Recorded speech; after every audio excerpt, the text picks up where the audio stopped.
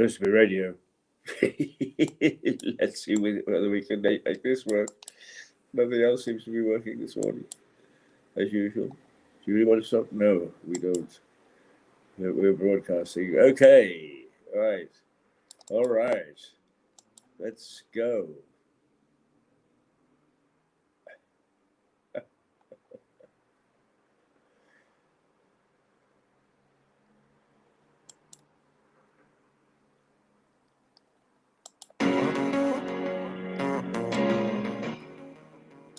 Well, that's sort of burst on the scene, didn't it?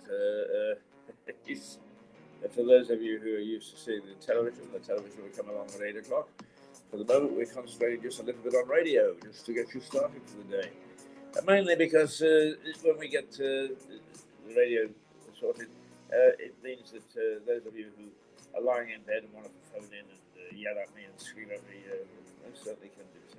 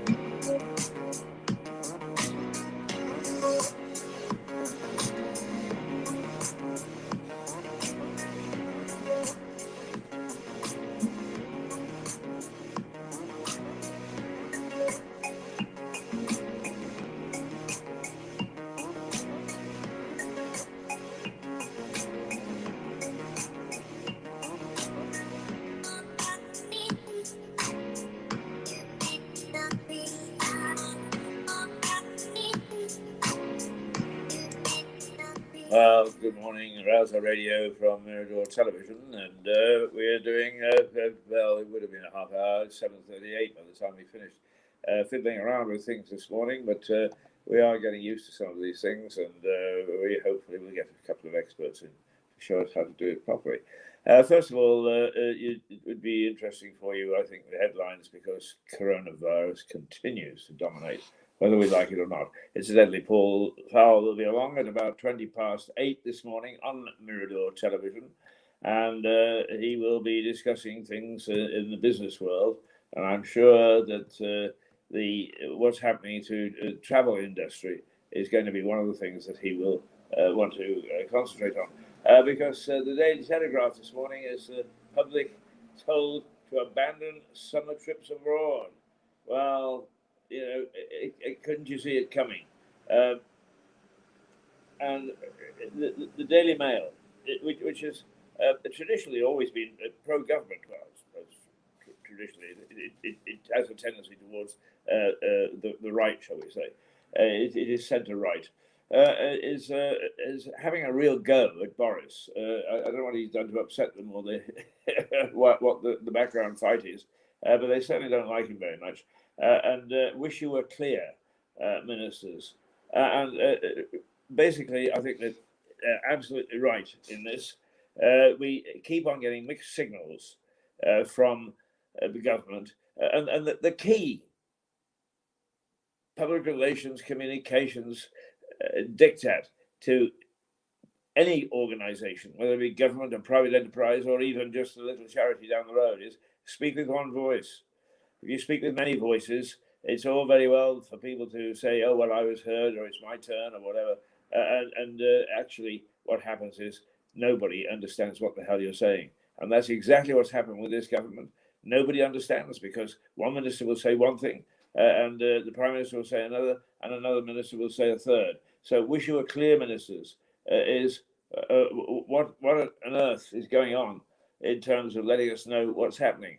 Boris says we're actually going to carry on, regardless that the lockdown easing that happened on yesterday, where are we? Yeah, on Monday, will continue to June the 17th, when the whole thing will be lifted.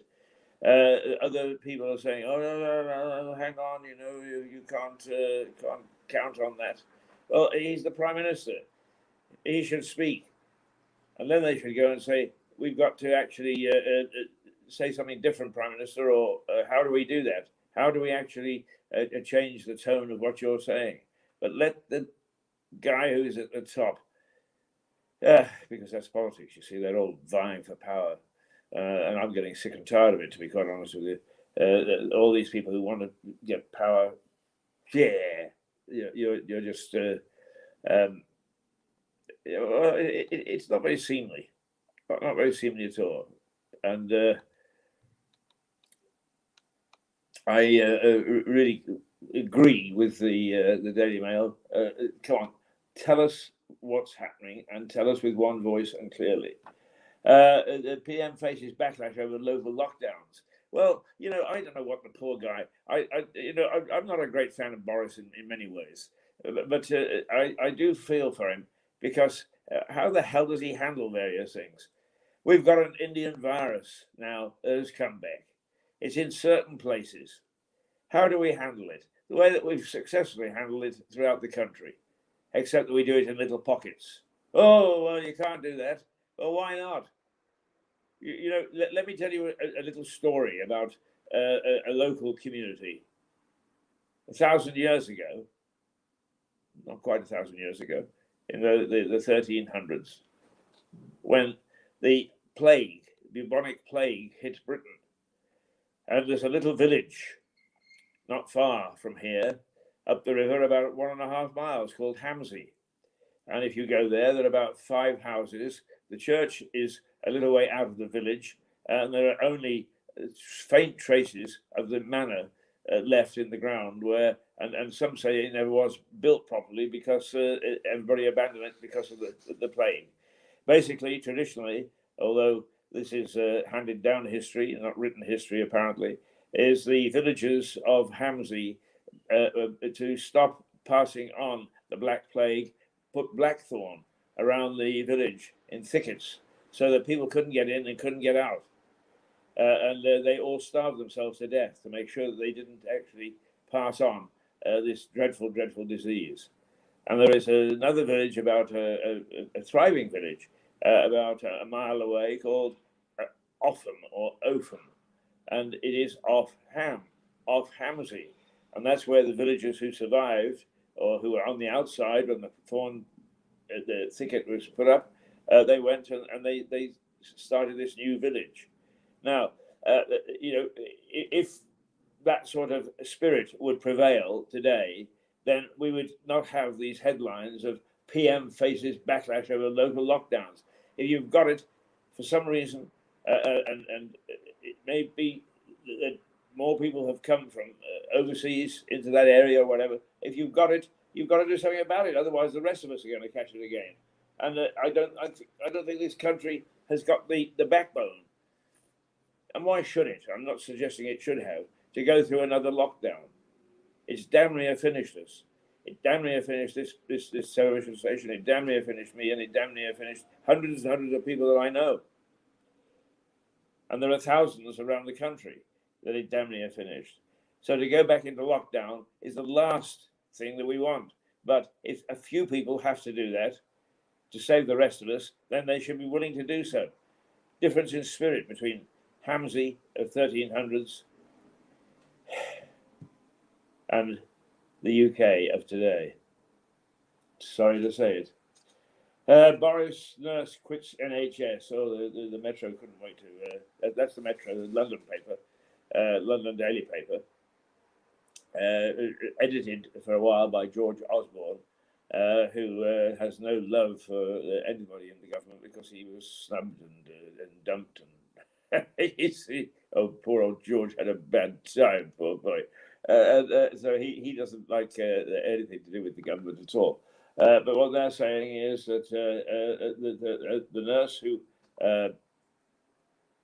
who actually looked after Boris, has quit because she's in protest at what's happening to the NHS. Well, I don't blame her. I think what's happening to the NHS is absolutely diabolical.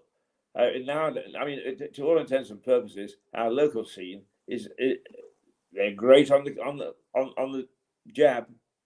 They're great on the virus. Don't misunderstand.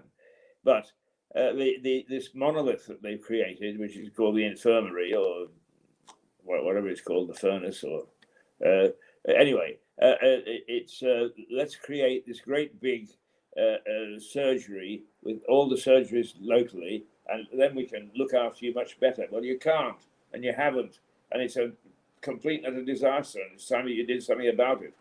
But the reason that I'm saying that is it's the NHS administration that needs pulling up. Nothing to do with the doctors and nurses. The doctors and nurses and the support people are terrific. I know from first hand. And I'm a journalist, and I try hard to use my experiences, which are pretty vast over a lifetime. I was in hospital last week for 24 hours. That's horrific. I couldn't fault the doctors and nurses. It's interesting looking at some of the characters. There are those that are terribly, terribly, they understand that people are ill and therefore they're not feeling themselves and they need treated gently. There are the bossy ones who make sure that the ward stays operating, and every organisation needs those. And then the others who are terribly efficient and make sure that everything is implemented the way it should. So to watch actually the people in the NHS is fascinating, but they are all first-class professionals. It's the administrators. I give you an example. I was in hospital because temporarily I couldn't walk. Right, so when they take me to hospital, I say, "Don't worry, we'll make sure you get home." So when it comes to time to getting home, he's yes, we've organised everything and so on and so forth. And this is noon, and the shamefaced nurse came back, and she just phoned up to the administration that there is nothing available to take you back until 6 o'clock. In other words, you've got to spend 6 hours in this hospital, taking up valuable space and valuable bed because they can't organise an ambulance for a 5-mile trip or transport for a 5-mile trip.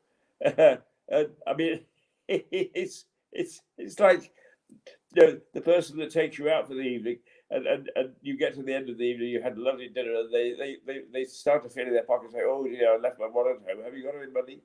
And so what they said in the hospital was, we can't get any transport until can you afford a taxi? We're talking about 30 quid. I've got sixpence in my pocket. Oh dear, oh dear, oh dear. And that's the sort of thing that well, let's play a little music while I get all about Boris's NHS nurse who's trying to highlight what's wrong with the NHS. My God, dear, you're wonderful, but I tell you, you've taken on a mountain there. White River, what is this all about?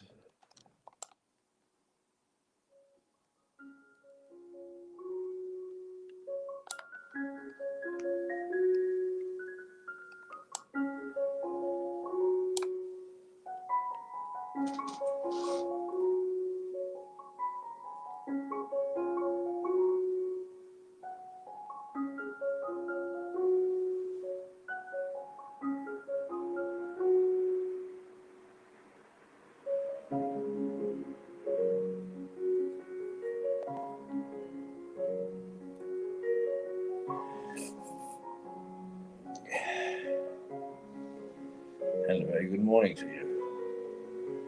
Concentrating on the radio. We'll be back at television in another 10 minutes.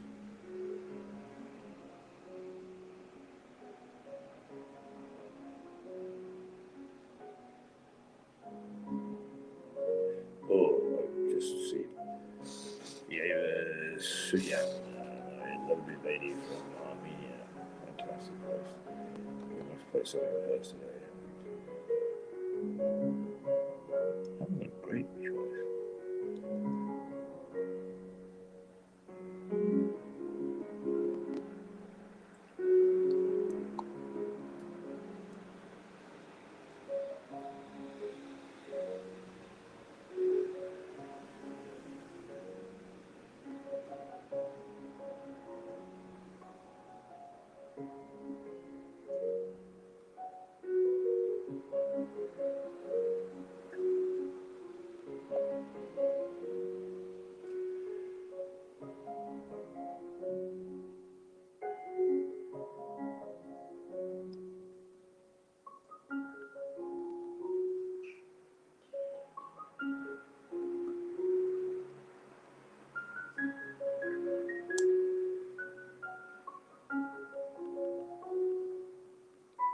Well, sort of pretty. Not sure it's terribly inspiring for this hour of the morning. But, there we go. And incidentally, I did one of my little blogs last night because I had a very rough day yesterday, and it culminates a couple of rough weeks for me.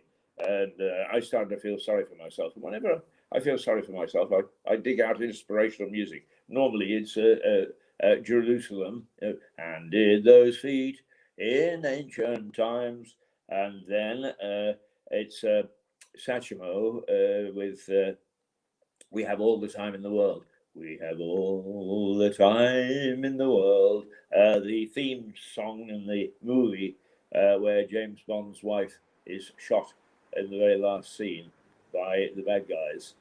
And I always love the Cockney Rebel. Come up and see me, make me smile. Well, those are the ones that I normally would play to myself. But I went off piste, as it were. And I played the theme from, I think of it as the theme from Babe, but in fact it is a classical piece, is If I Had Words. If I had words to... Now, I know, okay, my singing isn't exactly world class, but you got the idea of what I'm talking about. And the last one is from Goodbye, Mr. Chips. And I think it's Fill the World with Love. But it's Petula Clark singing with the choir in the school. The Peter O'Toole is the master. And it goes something like, in the springtime of my life. Now there's a nice little bit at the end where Peter O'Toole is going into the autumn of his life. In fact, not the autumn, but the winter of his life, the end of his life. Sings a solo, recalling his wife Petula Clark, who has been killed when she went off to do a concert for the troops, and the venue was bombed. So I found a great solace in her, because actually the end, anybody who's seen the picture Babe, and don't be put off by the title, it's a wonderful, wonderful movie all about a little piglet. And the piglet is used instead of a sheepdog, some sheepdog trials to round up the sheep. And of course, there's a great score. And the farmer's wife faints when she sees what her husband is up to. But anyway, they win, and it's marvelous. And Farmer Hoggett stands there in the middle of a crowd cheering him, who moments before had ridiculed him, and he looks down at the little pig and he says, "That'll do, pig. That'll do." And it's a wonderful understatement of when you do something really well, you actually get praise for it. That'll do, pig. Anyway, that's the theme from Babe is if I had words to say. There you go. So I played those to myself, and I felt much better. And this morning I'm full of pee and vinegar, and I have to say really that I'm feeling bouncy, and I hope that I'm going to shuck off the things the bad things that have happened to me, and there are some bad things that have happened. But you see, I always take a look at the glass being half full, and I'm a journalist, and I'm going to in the coming days talk about mental health, because actually we are a bunch of ponces as a society. We don't understand mental health. I forget the psychiatrists. Total waste of space. We don't understand. We don't want to understand. But what we do is we go around saying, "Oh dear, mental illness. Oh dear, this, that, and the other." And it's the same with homelessness. I am full of admiration for people who go out and they get food, food banks, and so on and so forth, and they do all those good things, but they don't really understand what homelessness is about. And I didn't until I suddenly was. And emotionally, it's awful. You suddenly realize that you don't have a home. You don't have a roof over your head. you don't have anybody to go home to. You know, do we ever think about that? And it's the same with mental illness. We stand by and watch security in the supermarkets throw people out because they're awkward. And why they're awkward? Because they're mentally ill. So what do? We toss them onto the pavement. And if they really kick up, we send them to the police. Oh, well done. Well done, society. And you know how much we spend on that, just on mental illness. Never mind homelessness. We spend we were budgeted in 2019 for £12.2 billion to tackle it. But where the hell it goes, I have no idea. A lot of it is on flim flam. I'm very pleased that our future king, Prince William, has headed up basically the mental health organizations. But he doesn't understand. He's never had to handle anything like that. And actually, 90% of the people that actually are in situ on mental health programs have never actually gotten down to the nitty-gritty and what it's like out in the society that we purport to be sympathetic. Well, we're not. And it's time that we realize we're not. And it's time that we started to take a look at ourselves as people and say, yeah, we think we're pretty nice and pretty decent. I do. I think I'm a very nice chap. I wreak havoc wherever I go. It's about time I realized it and tried to curb it. But not the rest of you. You won't do that. But it's time that we did. It's time that we actually said, what's this all about? And it's not about charities and collecting funds and having concerts and so on. It's about getting down to the nitty-gritty. What do we do about people with mental illnesses? You know, and we particularly those who are out in our society. All we do is we call the police. Huh. Wonderful. Where are we?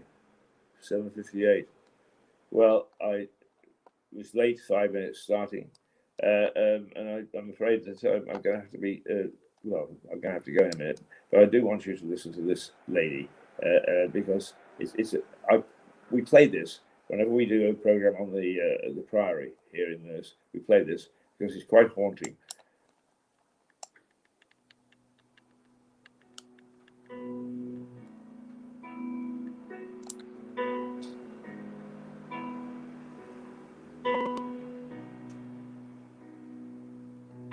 He'll never bring you down, will leave you alone.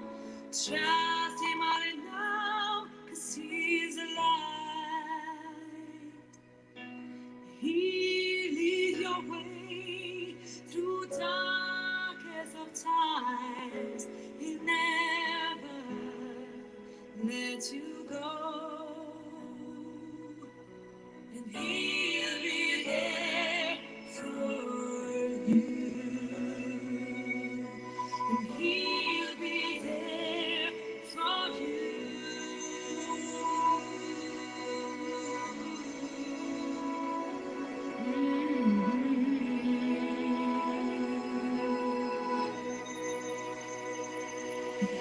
He'll never bring you down, will leave you alone.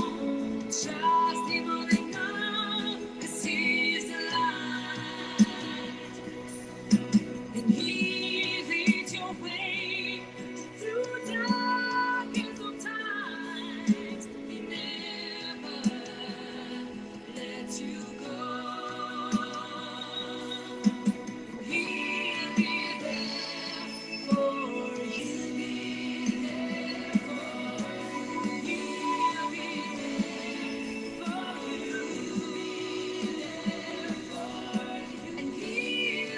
there.